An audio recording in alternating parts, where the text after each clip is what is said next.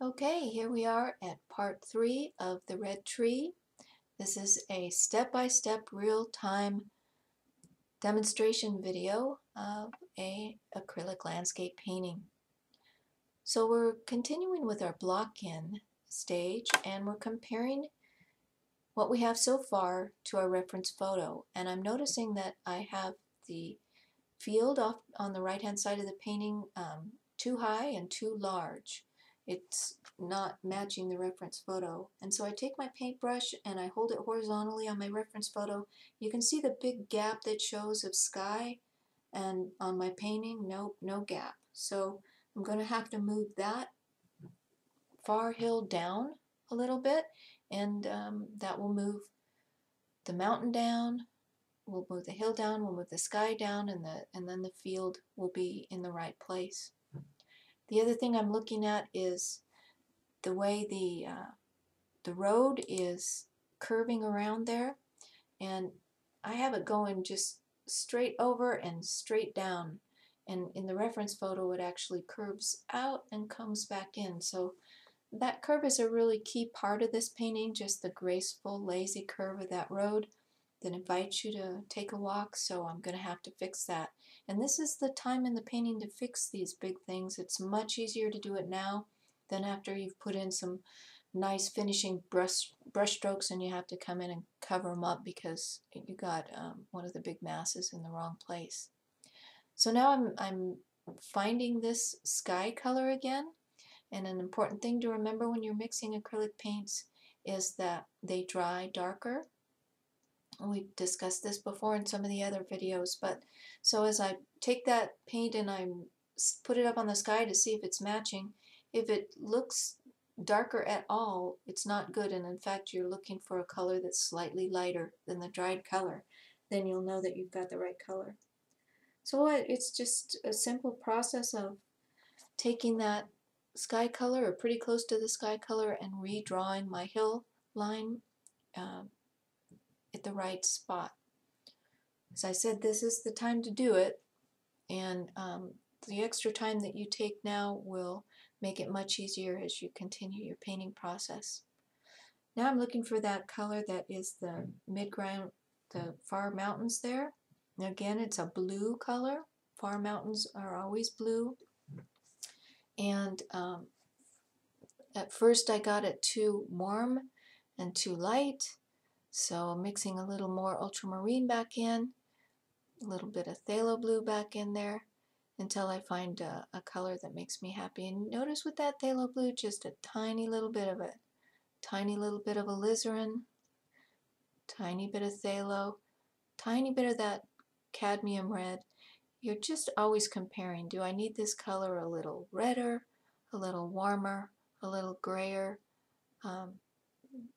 This is a bluish color because it's in the background, but it's also a grayed blue because it is in the background. Colors get more vivid and more chromatic as we move forward. Chromatic means they're more of the vivid, pure pigment color. And they're more grayed as they move back, as well as being more blue.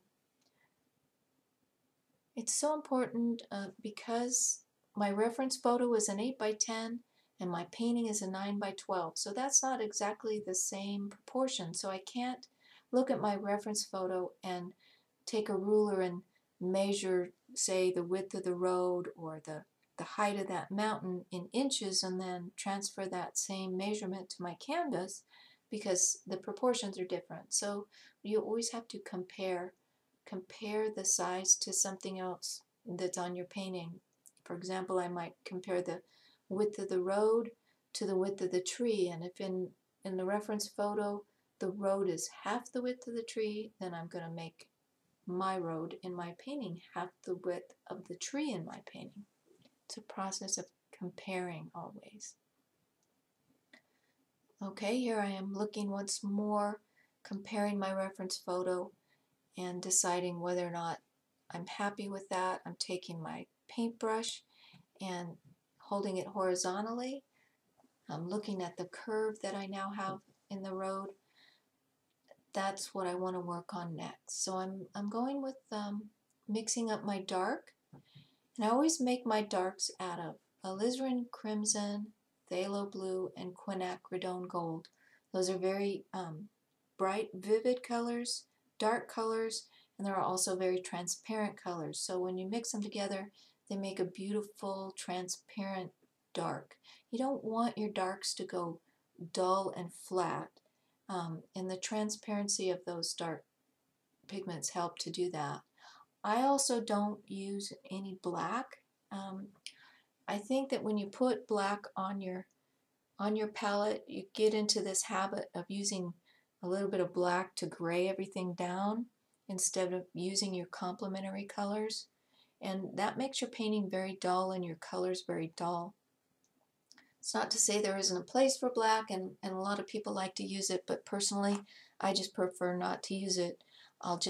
When you mix those three, Pthalo Blue, Alizarin Crimson, and Quinacridone Gold, you get a very black color, but it's very vibrant and interesting color, much more so than just a tube black might be.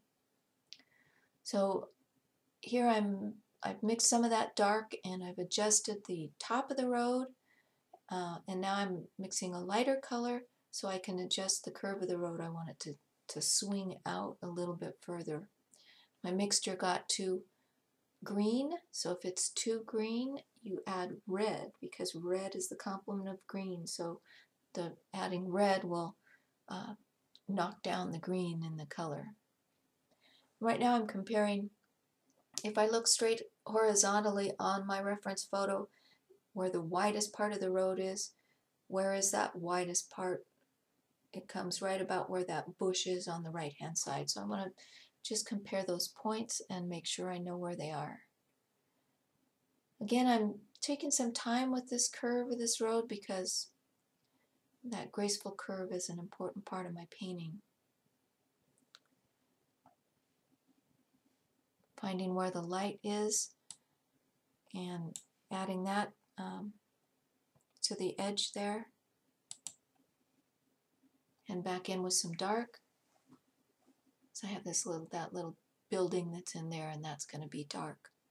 So I'm getting close now to the end of my block in. I've got my values where I want them to be, the relative lightness and darkness.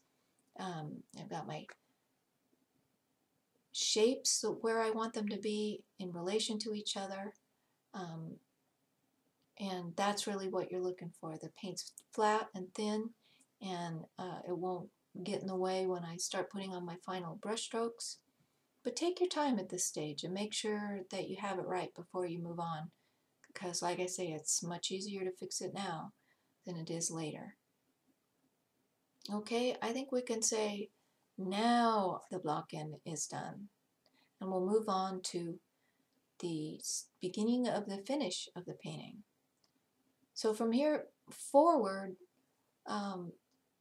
these are going to be our finished brush strokes. Okay, so the paint is going to be thicker, and we're going to be focusing on getting the right color. We've already spent time getting the right value and the right shape, and we've got those down. We just need to stick with them. It's careful at this, you got to be careful at this stage not to lose all that work you've done, but pay attention to that value you're painting, pay attention to the shape, and stay within those. It's not like lines, you don't need to stay within the lines, but you don't want to start moving the value and moving the shape somewhere else, because you've already spent a lot of time trying to find the right ones.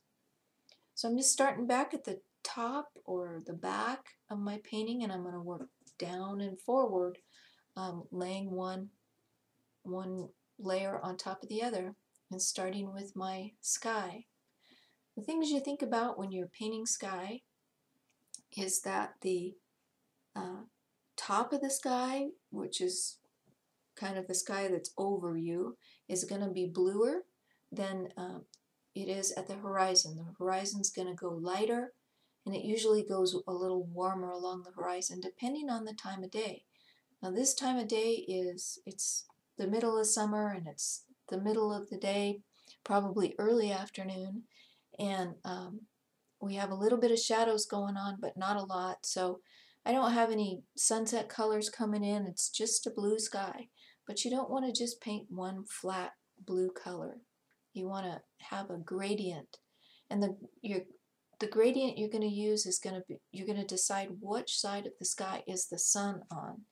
And in my case, the sun is on the left-hand side of the painting and shining across. So you're going to keep that in mind, and it's going to be lighter over there. I also have this big expanse of sky, and there's a temptation to put a lot of clouds in there just because it would be more interesting. But the landscape doesn't show clouds. The landscape is just bright sunlight. It's not a cloudy day. So if I were to put those clouds in there, it wouldn't go with the rest of the painting, and it wouldn't make a lot of sense. What I can do is just put a little bit of wispy clouds in there. So you can see I added some white, and I'm scrubbing it into the paint that's already there, and I'm just flicking the paint, flicking that white out so it just looks like some wispy clouds, but just a hint of them. And I've arranged those clouds so they're actually going to make another line that's pointing into our focal point of the tree and the road. So we talked about that when we were choosing the composition of this painting, of how you want to make sure you see where the lines in your painting are heading and have them head to your focal point, not carry the eye off in a different direction. And you can use these little subtle lines, like a little bit of a line of clouds, to help lead the eye that way too. At this point, I'm lightening up my side over here where the sun is going to come from again, and I'm using more of the ultramarine blue. Your ultramarine is your warmer blue, your phthalo is your cooler blue. So this mixture is just a little bit more ultramarine than it was on the other side.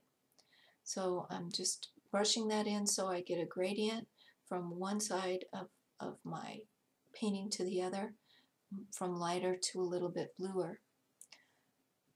Checking that and seeing if I like the color there, and I'm still adjusting. A little bluer on top, and then a little lighter on the bottom. Skies are fun, and you can have a lot of fun with them. You don't want to spend a whole lot of time on them, because unless the sky is the focus of your painting, you want it to just be quiet and be a background. But the key thing is that you need it to be the right value. If it's too dark or too light, it's going to throw off all the values of the rest of your painting. So you can see that I'm looking at that and trying to decide if that's right. And what I use when I'm painting, actually, and there I am brushing it off again because the paint got too thick and I'm still not happy with the value of that side. So I brushed off the excess paint, and I'm adding in some white and scrubbing that back in and blending it together. Remember, you have that 1-2 minute period of time where you can blend before it starts drying. So that's the end of part 3, and I hope that you join me for part 4, and we'll move on with this painting, the red tree.